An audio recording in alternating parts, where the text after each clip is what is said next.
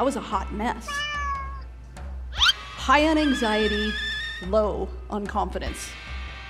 At the beginning of my journey, I'm a 108-pound, 20-year-old misfit.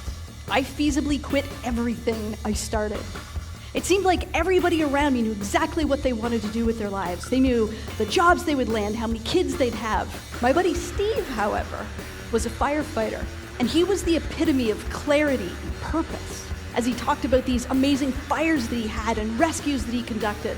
And I remember thinking to myself, dude, that's your job? But weeks turned to months, and stories turned to lessons. And I was hanging off his every word. And one day he turns to me and he says, Shelli, why don't you just apply?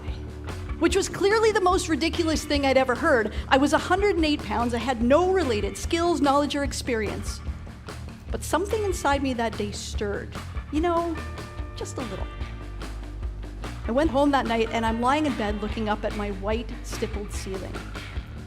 And I said 3 words that changed the rest of my life. And those words were, why not me? And in that moment, something magical happened because I didn't care what it cost in blood, sweat, money, time, or tears. I was going to be a firefighter.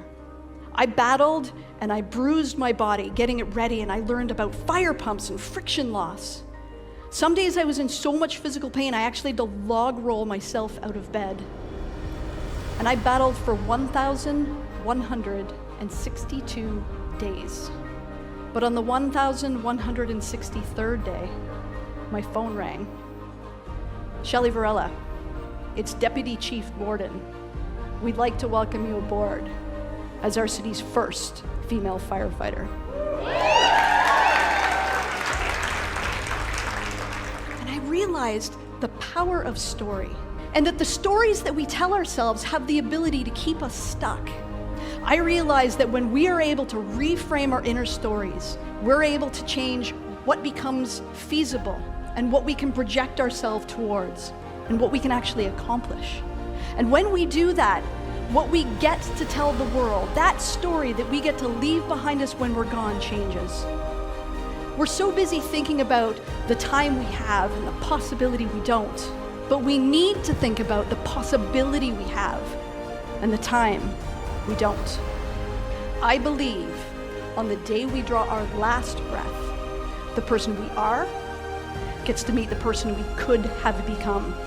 Our job in that blink of time is to close the gap.